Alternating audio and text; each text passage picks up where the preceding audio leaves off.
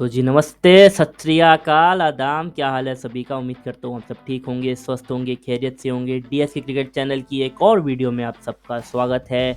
ICC की तरफ से कुछ अपडेट्स आए हैं, मीडिया रिलीजेस आई हैं, आइए उनके ऊपर हम बात करते हैं। सबसे पहले तो आईसीसी हॉल ऑफ फेम, जो कि आप स्क्रीन पर देख भी रहे हैं कि डिसिल्वा, वीरेंद्र सहवाग और उनके साथ में डियाना एडोल्जी। आपको अगर नहीं पता तो मैं आपको थोड़ा सा ब्रीफ दूँ इन क्रिकेटर्स के बारे में। खैर, डिसिल्वा श्रीलंका के एक लेजेंड क्रिकेटर हैं। 1996 की वर्ल्ड कप विनिंग टीम का हिस्सा रह चुके हैं। 2011 की जो ओडीआई वर्ल्ड कप टीम का विनिंग टीम का हिस्सा थे वीरेंद्र सहवाग, उनको तो कौन नहीं जानता। लेकिन एडोल्जी ये इंडियन वुमेंस क्रिकेट की एक लेजेंड मानी जाती थी 1980-1990 के दहाके में। तो आईसीसी हॉल ऑफ फेम होता क्या है, ये एक एक्नॉलेज करने के लिए सभी रिटायर्ड क्रिकेटर्स को मिलता है। और आइए हम देखते हैं कि आईसीसी का इस पे क्या कहना है। सो iconic farmer mains world cup winners, जो कि अरविंदा डिसिल्वा जैसे मैंने बताया 1996 और वीरेंद्र सहवाग 2011 के ओडीआई वर्ल्ड कप विनर्स हैं ये दोनों। तो इनको जो है 2023 का आईसीसी हॉल ऑफ फेम मिल रहा है। एक एक्नॉलेजमेंट होती है आईसीसी की तरफ से रिटायर्ड लेजेंड्स को, जो कि कहीं ना कहीं हर 2 या 1 साल के बाद दी जाती है। और इस साल ओडीआई वर्ल्ड कप 2023 के सेमीफाइनल, जो कि खेला जाएगा वानखेड़े स्टेडियम मुंबई में, उसके शुरू होने से जस्ट पहले जो है इन तीनों लेजेंड्स को वानखेड़े स्टेडियम में दिया जाएगा ये acknowledgement, ICC hall of the fame.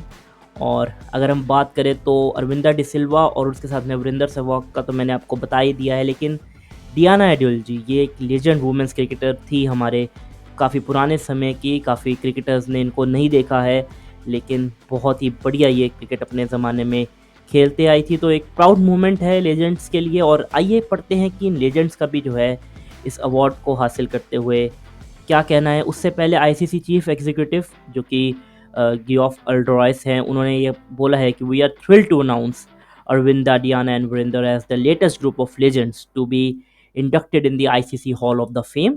और वीरेंद्र सहवाग ने ये बोला है कि I would like to thank the ICC and jury for inducting me with this honour. I feel extremely grateful for having spent a great part of my life doing what I loved most, hitting the cricket ball। और बिल्कुल देखिए एक legend थे अपने समय के। और अरविंदा डिसिल्वा 1996 के ओडीआई वर्ल्ड कप विनर, उन्होंने कहा है कि I M filled with profound gratitude as I accept the immense honor of being inducted into the ICC Hall of the Fame। The achievement is a tribute to the dedication, sacrifice and love that have shaped my cricketing journey। और बिल्कुल देखिए श्रीलंका के साथ जो कुछ हो रहा है उसके बारे में हम बात करेंगे इसी वीडियो में आगे, क्योंकि एक और अपडेट है आईसीसी की तरफ से, आपको पता लगी गई होगी।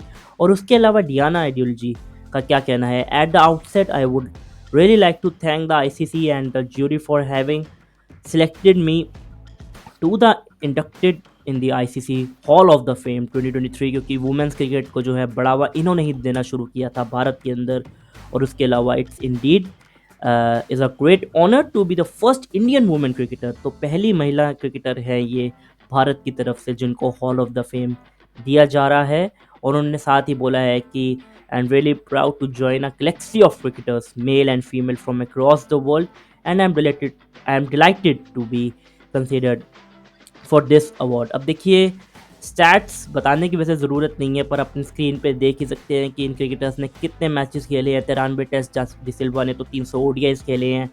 उसके अलावा डियाना एडोल्जी ने ऑलराउंडर थी अपने समय की, तो 20 टेस्ट में 404 रन इन्होंने बनाए हैं, 63 विकेट्स ली हैं। 34 ओडीआईज में 211 रन और 46 विकेट।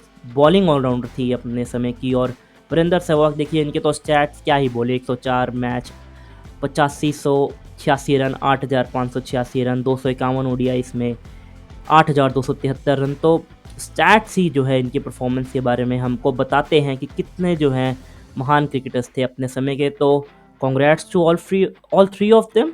और उम्मीद यही है कि ऐसे हॉल ऑफ फेम हमें अक्सर जो है भारत के और क्रिकेटर्स को मिलते हुए देखने को मिलेंगे। खैर, श्रीलंका क्रिकेट ने जो है पिछले कुछ लंबे समय से कंट्रोवर्सीज में रही है। देखिए सबसे पहले तो ओडीआई वर्ल्ड कप में आने के लिए उनको क्वालिफायर्स खेलने पड़े थे, लेकिन एशिया कप से ही जो है कहीं ना कहीं एक इन्वेस्टिगेशन इस चीज़ के ऊपर चालू है। आईसीसी ने इसके बारे में काफ़ी सख्त जो है कदम लिए हैं, क्योंकि देखिए जो एशिया कप में भी हमें देखने को मिला था कि श्रीलंका की टीम फाइनल में किस तरीके से 50 के स्कोर पे जो है ऑल आउट हो गई थी, और उसके बाद से लेके इस ओडीआई वर्ल्ड कप में भी हालांकि उन्होंने 2 मैचेस जीते ज़रूर, और उसके अलावा हमने देखा कि जिस तरीके से 2 मैचेस जीतते हुए उन्होंने इंग्लैंड और नीदरलैंड को हराया, लेकिन भारत के विरुद्ध तकरीबन आप लगा लीजिए 56 पे ऑल आउट हुए, 302 रन से हारे। न्यूजीलैंड के विरुद्ध इतनी तेज़ी से जो है उनका कोलैप्स हुआ। तो जो स्पोर्ट्स मिनिस्टर है श्रीलंका के, उन्होंने जिनका नाम रोशन राणा सिंघे है, उन्होंने एक इंक्वायरी कमेटी बिठाई, पूरे श्रीलंकन बोर्ड को सस्पेंड कर दिया, जिसके बाद क्योंकि इतनी इन्वॉल्वमेंट हो रही थी, करप्शन के भी चार्जेस थे, लेकिन आईसीसी ने ये फैसला किया कि श्रीलंका के क्रिकेट बोर्ड को इमीडिएटली जो है सस्पेंड किया जाए। और क्या कहना है आईसीसी का, ये पढ़ते हैं कि the international cricket council ICC board has suspended the Sri Lankan cricket membership of the ICC with the immediate effect. The ICC board met today and determined that Sri Lankan cricket is in serious breach of its obligations as a member, in particular the requirement to manage its affairs autonomously and ensure that there is no government interference in the governance, regulation and or administration of cricket in Sri Lanka. The conditions of the suspension will be decided by ICC board in due course. तो एक तरीके से show cause notice जारी हुआ है Sri Lanka cricket board को, और उनसे ये एक तरीके से इंक्वायरी बिठाई गई है उनके सामने और जवाब मांगा गया है। क्योंकि देखिए आईसीसी अंडर 19 वर्ल्ड कप 2024 की होस्ट रहने वाली है श्रीलंका। कोलंबो में ही सारे मैचेस खेले जाने हैं 5 वेन्यूज़ में।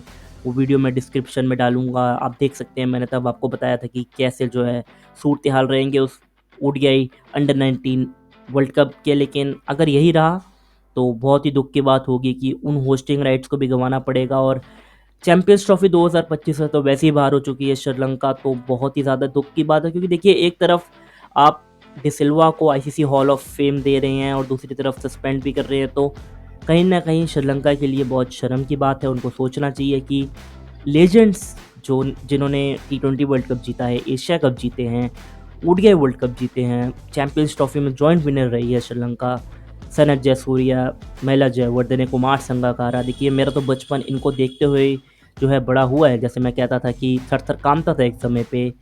तो उन लेजेंड्स का बिना लिहाज करे जो है अब श्रीलंकन क्रिकेट बोर्ड में काफ़ी उतार चढ़ाव चल रहा है। वहाँ पे पॉलिटिक्स भी होते आ रही है, बट कहीं जो है कहीं ना कहीं ये बहुत दुख की बात है। इसके अलावा आईसीसी ने एक और अपडेट दी है कि आईसीसी ओडीआई वर्ल्ड कप 2023 का जो नॉकआउट स्टेज आ चुका है, उसके नॉकआउट स्टेज के अंदर सेमीफाइनल्स में जो है ऑफिशियल्स की अनाउंसमेंट हो चुकी है। तो रॉड टकर जो कि अपना 100वां इंटरनेशनल ओडीआई क्रिकेट के अंदर एम्पायरिंग करेंगे। सबसे पहले तो बहुत बहुत मुबारक हो उनको।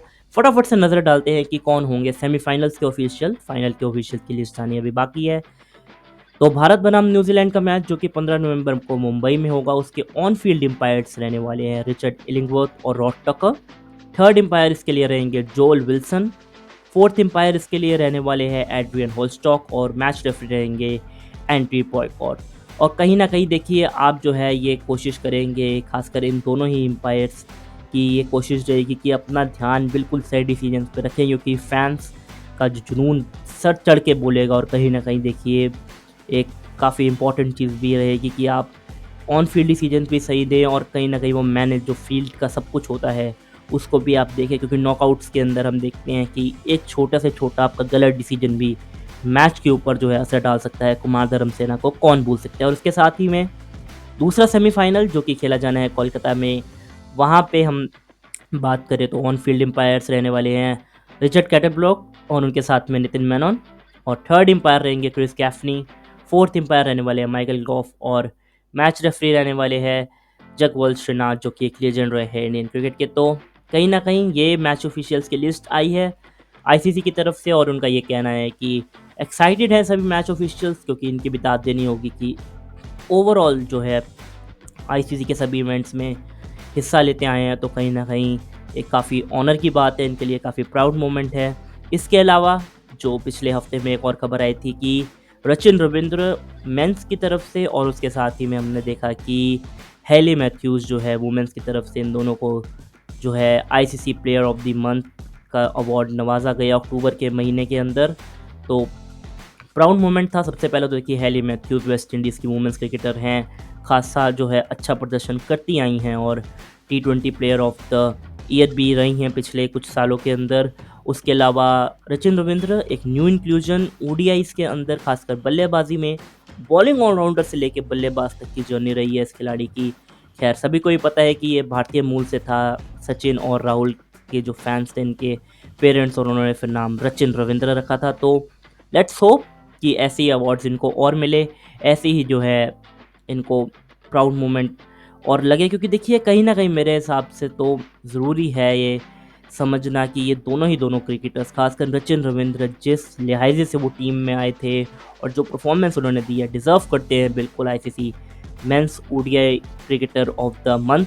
अक्टूबर में उनको ये अवार्ड बिल्कुल सूट भी कर रहा है। 500 के ऊपर रन्स बनाए हैं, तो really proud moment for him, for his family, and congrats to all of the players of New Zealand as well, क्योंकि एक काफ़ी इंपॉर्टेंट चीज़ रहती है न्यूजीलैंड की तरफ से भी। एक छोटी कंट्री है और क्रिकेट को प्रमोट इतना तो नहीं करती है, लेकिन फिर भी लेजेंड्स जो है उनकी टीम से निकल के आते हैं। तो वहीं वेस्ट इंडीज़ जो कि अभी जूझ ही रही है, अपने बुरे समय से गुजर रही है उनकी मेंस टीम, तो वुमेंस टीम जब ऐसे अवार्ड्स लाती है तो कहीं ना कहीं वो चेहरे पे खुशी आनी लाजमी है। चलिए इजाज़त लेता हूँ आपसे, और जितनी भी अपडेट्स होंगी आपको ऐसे ही हर हफ्ते मिला करेंगी, और उम्मीद है कि आप पसंद करेंगे इस सेगमेंट को। अगर आपको पसंद आया तो लाइक कीजिए, शेयर कीजिए, वीडियो को सब्सक्राइब कीजिए, ऐसे ही जुड़े रहिए मेरे डीएसके क्रिकेट चैनल के साथ। तब तक के लिए अपना ख्याल रखिए, ध्यान रखिए। जय Hind, take care and good bye.